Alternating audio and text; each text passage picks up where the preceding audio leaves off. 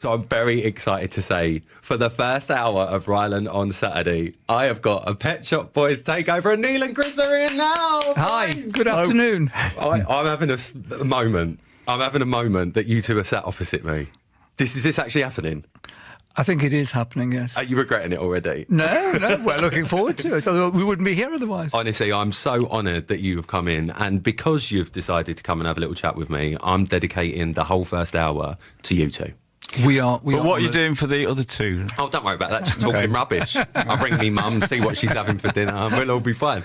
Boys, it is so lovely to, finally properly meet you, because I've been a massive fan of yours. We sort of met digitally on the Zoe Ball show. We did. Yeah. Like, our voices connected at one point. Yes. Not in the way I want them to, but we'll talk about that more later. But thank you so much for coming in. There is so many things I want to ask you, but I want to go back to the beginning, because I love the fact of how you two met. Literally, by chance, in a hi-fi store. And am I right in saying, Neil, this was just because you were trying to get a jack made for something? It was 1981, and I'd bought, very modern in those days, a synthesizer. Anyway, I got it home, and I plugged it in, and no sound came out of it. And I was slightly puzzled by this, and it's only good to me it didn't have any speakers in it. Oh, that was a problem. So, by the way, I would do the same now, probably. Anyway, so I had a sort of 1970s stereo system. And so I realised I needed a jack plug to go in the two little things you stick in the back of the... It's all too technical for me. It was too technical for me, really. Anyway, there's a shop on the King's Road, and I went in, and the guy said, OK, yeah. So he went around the back and welded the jack plug to the two little things. You couldn't do that now, health and safety. You wouldn't. No, it wouldn't happen. It just wouldn't happen on Amazon anyway. or something. Yes, exactly. It would probably be easier, actually. And anyway, but what wouldn't happen is that then Chris Lowe walked in, and there's the smell of welding, and there's no one else in the shop apart from the two of us, so we just started chatting because we had to wait, and then man eventually comes out with the... Did you originally think it was Chris that smelt of welding? Or No, I didn't think that. You didn't. You knew it was out of the back. So, Chris, you obviously meet Neil in the shop. Hello, how are you? Then you just go down the pub. What happened in the pub? Well, we were chatting about music, actually. Yeah. Pretty much.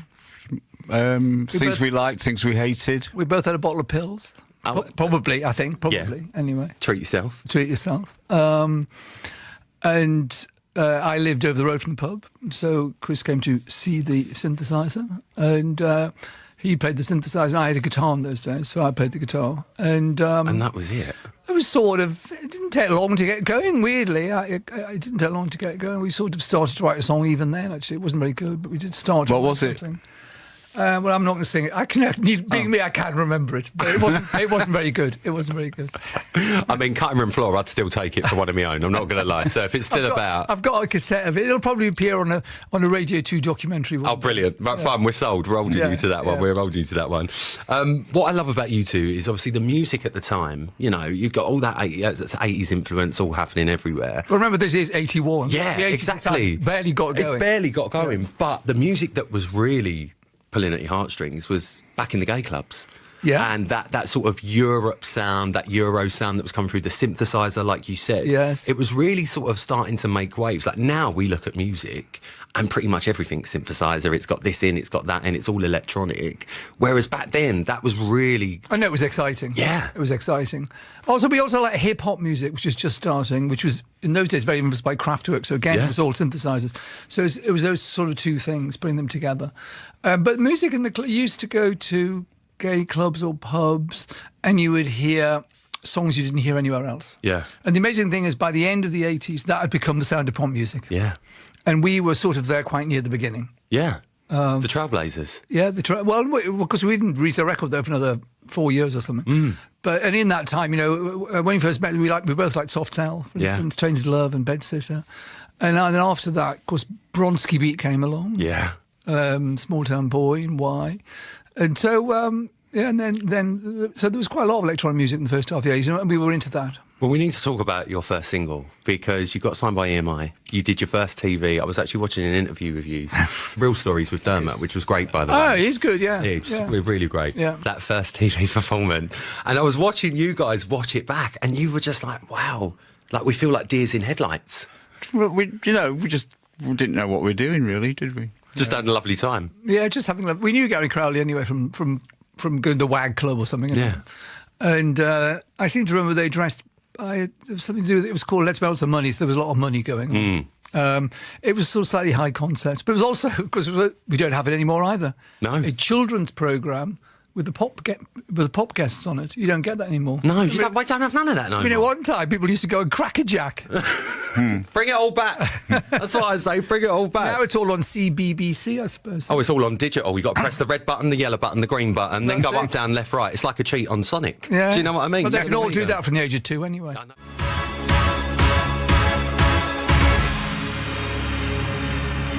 Boys, opportunity. So we're on that, yeah? Little deal we've good got idea. going on there. We're getting All right. Guy Ritchie to direct it. Perfect, babe. I'm sold. Get the contract ready. Get that contract ready. Now, Neil, I love this because you were working as assistant editor at Smash Hits, wasn't you? When we met, actually, I was working for a company called ITV Books, doing TV tie-ins. Oh, wow. Yeah. Oh, he's been about. Yes. It was the following year I went to Smash Hits and eventually rose to the giddy heights of deputy editor. Well, what I love about this is a year on, you were then on the cover of Smash Hits. It was actually, I left Smash Hits in, I think June or something, and in 85, and in January 86 we were on the cover of Smash Hits. That must have felt completely surreal from sitting in that Yeah, office. because when I left, they gave me a fake cover. Oh, like a little, well, bye, Neil. No, but it was sort of with funny catchphrases I used to say and things like that. And then only 8 months later or something, I was On the cover. We were on the actual As cover. Pet Shop Boys. Which was a very exciting moment. I can imagine. I mean, just being on the cover of Smash Hits, even when you weren't there, is still an exciting thing. Yeah. And I remember someone handing me a copy of it and thinking it was quite an amazing moment. Well, I used to read Smash Hits, not just because Neil was the editor, because I thought it was really... I used to read Smash Hits and Private Eye. Oh, wow. And Both hits. Yeah, and they were both incredibly funny. Both funny. So, yeah, it was... the whole thing's a bit surreal if you want to Yeah. think of it like that. Of course. Particularly the first time you go on Top of the Pops. Yeah. Because that's something that you've literally watched all your life, and then you're on it. Yeah. And it's... Pretty, that's pretty You're in weird. the telly. It is pretty weird, yeah. It is a surreal moment. Watching yourself back. I mean, I hate it. But how does it feel watching that performance? See, if Top now? of the Pops was on now, you'd be presenting it. Oh, I don't know. There's a lot better people than me out there. No, I think. No, it'd you'd be Clara Ampho. You'd be, yeah. Anyway, Well, she's good as well. I love She's Clara. good. Yeah. Justice for Very good. Clara Ampho. That's Yeah. what I say. she's on the Brits. Yeah, she done an amazing She did a job on very the good Brits. job. Loved her. She did a very good job. She's a good girl. She's very good. Both of you presenting it. Well, we'll both have a go. I think we can take it. yeah, we'll have a go. Anyway, no, but I remember watching ourselves the first time on Top of the Pops. I was absolutely horrified beyond belief. Why? Actually, and funny enough, I've seen it since on some compilation, and actually I thought it looked all right, but I don't know. It's just you feel so self-conscious. Of course you do. And of course, you're sort of inventing what you do and trying to Who am present I? yourself, and it was quite nerve-wracking. Well, West End Girls, I mean, it went #1 pretty much everywhere. America, the UK. This is Linda Clark's favourite song, by the way. Linda used to play this down Kate Odder's in the East End on repeat. That's your mum. That's my mum. Good old Linda. Linda loves Linda, a bit of good West End taste. Girls. Yeah. This was the vinyl that I used to steal from her collection as a kid. Plug the headphones in with the wire about 30 centimetres long Yes. and sit next to it listening to West End Girls on repeat. It took you around the world, the song, as Did. well. It Totally really, did, really yes. did. And It still does. still, I'm not surprised. I'm not surprised. Did it ever take you down Kate Odder's in Stepney Green at any I point? don't- Sadly not. Boys, an absolute bop, West End Girls. Please tell me you never get bored of hearing that song. Well, we do. We finish more or less finish the concerts with it every night, and you'd think you would be bored with it, but there's something. It's a one-off, that track. It is. It's just a real one-off, and when you're doing it, you just get into the mood of it. It's a haunting track. Does that make sense? It is haunting. It feels haunting when I'm singing it live. It sort of moves me a bit. It's a gorgeous track. I remember one I used to have on repeat when you did the Brits medley, when you did the mega mix. Yeah. Oh, just when you end, I know you say you end on West End Girls, but Yeah. you can just hear everyone just get up and just be like, yes, here we go. I'm in the moment. Hold me drink. And also a big record in the East End. Yep, massive record in the East Taxi End. drivers always used to tell me. Oh, honestly, the tune. I think it's the official song of Stepney Green. Well, there you are. Yeah. I don't know how you ain't National got blue anthem. plaque up there. Yeah. It's disgusting. It's disgusting. Well, boys, I want to move a little bit forward because I remember when Pop Art came out, when you brought Pop Art out, the album. That's 2003. 2003. I was still at secondary school at the time. And I asked for it for Christmas, and I got it. And that entire Christmas day, I had it on repeat. And it's all the hits from over the years. But there was a couple of tracks that weren't the hits. There were new songs. They were new songs for pop art. And there's 2 tracks I'm going to play in a second. And the first one is Flamboyant. This track, I tell you what, from a young age, I've been obsessed with. 1, because it felt so futuristic to me. Yeah. And 2, since I subsequently became Rylan off the telly, the lyrics, when I say touch me in a very emotional way, that line, just crossing the street, it's almost heroic. I feel that line. I feel that line. I sometimes am frightened to cross the street for people to go, Rylan, Rylan. It's actually about you. And yes, he said it. He said it, Mum. He did it. Where did it come from? What was the concept for this song? Because I don't care if I've not got no listeners. I want to know this. Well, there's always been in Britain flamboyant, outrageous people. If you go back to sort of Oscar Wilde or someone, or even early, Beau Brummel or someone, and there's always been that in pop music as well. I think of Boy George. We were talking earlier before the show about Boy George and Marilyn. Yeah, flamboyant. Philip Salon, flamboyant characters. I remember once seeing Philip Salon, if you don't know, as a friend of Boy George, and as still a face on London clubs. I remember once seeing him cross Charing Cross Road, dressed in a traditional Welsh milkmaid's outfit. Casual. And I think it was at that point I thought, crossing the road, it's almost heroic. It's such a strong line. Honestly, them lyrics, I'm still going to take that claim to fame, even though you didn't know me in 2003. The Pet Shop Boys, you heard it here, wrote that song about me, which is very kind of you both. So thank you. I really appreciate it. It was a premonition. Honestly, you're a witch, you are. You're a witch. Always have been. Yeah. We're going to stick with pop art because another one of my favourites, and I believe on the album they're back to back, is Miracles. Yeah, they probably are, yeah. I love this track. So what was the idea behind the track Miracles? Well, when you do a greatest hits album, you have to write 2 new singles. It's the law. And it's a very difficult thing to do because normally a single comes out of writing a ton of songs. And so we wrote Flamboyant ourselves, but with this we worked with a producer called Adam F. I love Adam F. Who was a sort of very epic hip-hop producer. Let's not forget DJ Fresh. And his like friend, DJ's Fresh, who also worked on it. And they lived in St Albans, and so we went to St Albans. And we stayed there anyway. And this is track, so he wrote most of the music and I sang on it, and it's sort of like a love poem, using images from nature. It's very beautiful. It was self-consciously beautiful, and you use the word epic. It's exactly poetic, how the song feels. It's poetic. Very epic. You've got the rain in there, you've got the storm going. It's really, really beautiful, and it's all about bluer skies. Always there when you're around. It's just when you fall in love with someone, it's like when they're... It's a new day. I mean, it's such a gorgeous song, Miracles. I've listened to that for ages, actually. Well, I'm glad you have. I have it on repeat. Thank you very much. In the top rotations. Enjoyed that. Well, I enjoy it. And you know what? We were having a little chat while the track was on, and you were saying, for the Pet Shop Boys to have a song like that, that's pretty much, I'm going to say, a love song, a love note. Could we go with maybe a sonnet? We could. Maybe. It's quite rare. Chris actually... it says, you had to bring that down, didn't you? So I actually found out on the new album, out on April 26th, there's a song called Feel, the second track, which was written the same time as that. Stop it. Yeah, when we were trying to write singles for pop art, and we had this great track, and I always liked it, and it had a chorus, and I could never think of any words to go with it. And during lockdown, I suddenly thought of words for it. It came. So it's the second track of the album, but that is also a love song like that is. It's got no downside to it. And like I said, that's very rare for you guys, because normally there's a little twist in the tail. There's a little sting in the tail. There is normally a little sting in the tail. Yeah. Well, I love it. I think it's a gorgeous track. It's an absolute gorgeous track. And we're going to talk about the new album in a second and the new single, Dancing Star. But before we do, I want to go to another track, and that track is Minimal. Now, the reason I've chosen this Another unusual choice. I know, babe, I'm an unusual boy. What can I say? Have a look at the teeth. You're not like other boys. I'm not like other boys. I'm quite flamboyant, actually. The reason I've chose Minimal is because it makes me want to ask you the question, and I don't know if you'll be able to answer this, but whenever you guys release new music, you've been doing it a while now. When you release new music, you make it sound so current and so new, but at the core, it still feels like Pet Shop Boys. Do you know how you do that? No. It's just what we do. Just pure luck.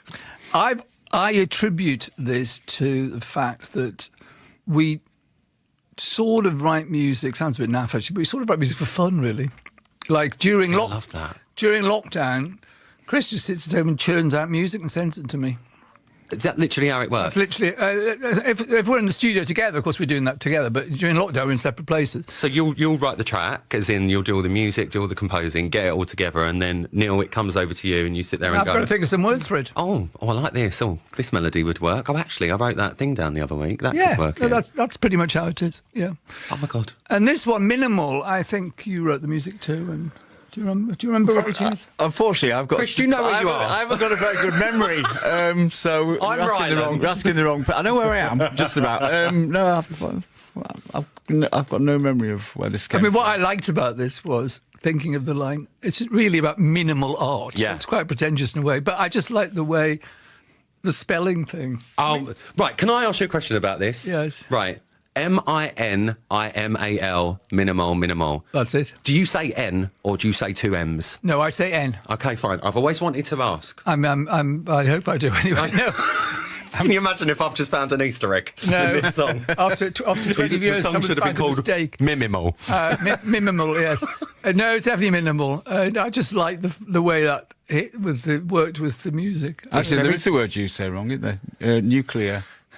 Geordies. Right, here we go. When I grew up in Newcastle, we used to say, even now, nuclear, not nuclear. Nuclear. I mean, an absolute bop. An absolute bop. And I can confirm it's MINIMAL. It is definitely N, yes. Produced by Trevor Horn. Thank you, Trevor Horn. Great production. Brilliant track, brilliant track. Boys, we're nearing the end. Oh, that's passed quickly. Please don't shed a tear. Please. It's all right. We can see each other again, I promise. But we're going to end on your brand new single, which came out this week. We've had the exclusive on Radio 2. You did, yes. We've had a lovely time. Tell me about the track, because it's about someone. It is, but it's not how it started. Oh. Because you may notice at the beginning of the track, there is a sound of waves and seagulls. I can do the seagull. Yeah. Yeah. No, that was a duck. That was a duck. I apologise.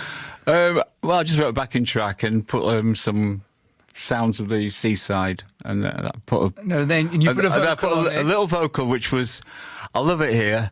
Let's stay forever." It was about going to the beach or something. It was about going to the beach. Did you just go down Southend for the day and thought, I'm going to record that on voice note and hope for the best? That happens quite a lot, by the way. Yeah. Anyway, then I think I'd just seen a documentary on the television. We're still in lockdown. Right. About. Lockdown. It done all right for you two, didn't it? When it comes down to the writing. No, it did. Yeah. It was a very, very productive time. Yeah, it sounds there's a program about the ballet dancer Rudolf Nureyev, who was in the Soviet Union, and he defected at Paris airport and became a huge star, dancing with Margot Fonteyn, and was famous all around the world. And then he died in the early 90s. And I don't know, I just seen this and I thought of Dancing Star. Just in your head. And Chris's track sounds to me like early Madonna.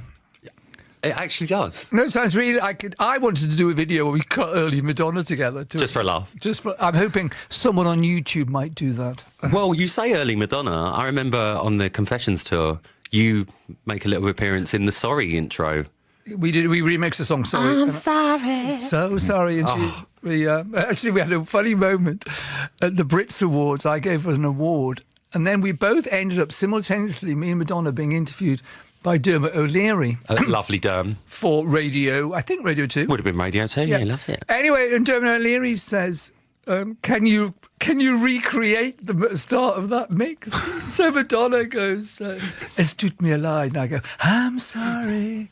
J'ai désolé." So sorry. I couldn't believe we were doing it. It was really funny. Ich bin drauf. That's it. Oh, you know. See? Solo spiacente.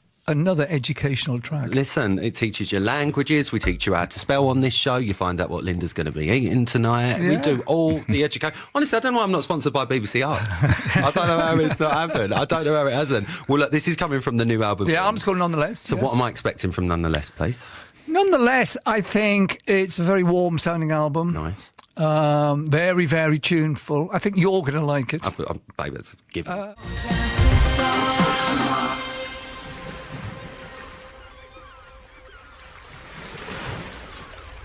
Oh, I felt like I was on holiday there, boys. There you go. The brand new track, Dancing Star. Back in Benidorm. Back in Benidorm. Get your Sticky Vicky out. That's what I say. She's gone, I think. I know, may God rest but her her soul. daughter's taken She over. has taken over. Yeah. She used to do the gymnastics before her. So the daughter was the warm-up act for Sticky Vicky. Oh, right. And used to do the gymnastics, like very serious. But now Vicky's sadly been lost.